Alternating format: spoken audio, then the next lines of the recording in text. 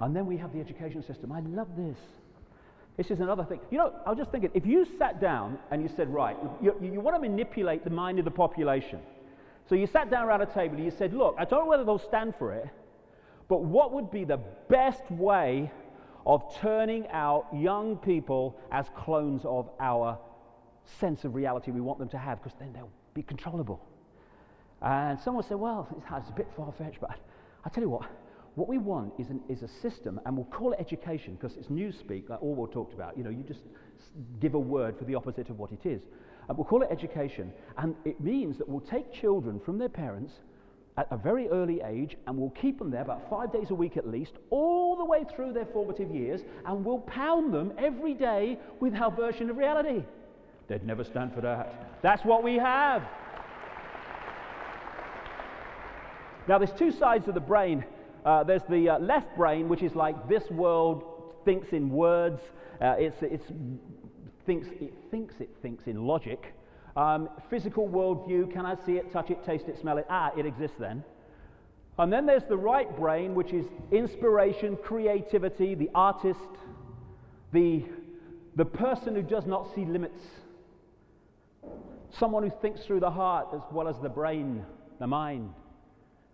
And what the education system wants to do is pour information, most of it provable crap, into the left brain, and it says, hold it there, darlings, until we give you a shout.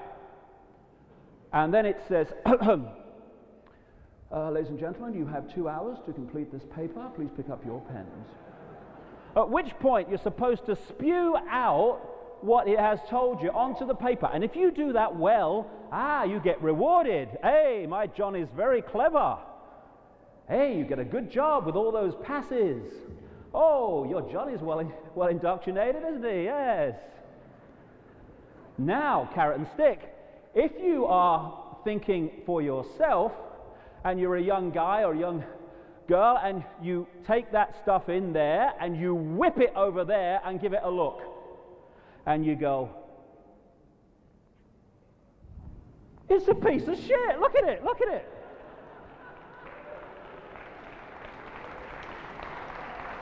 If you tell your exam paper that, there's a phone call. Hello, is that Mrs. Jones?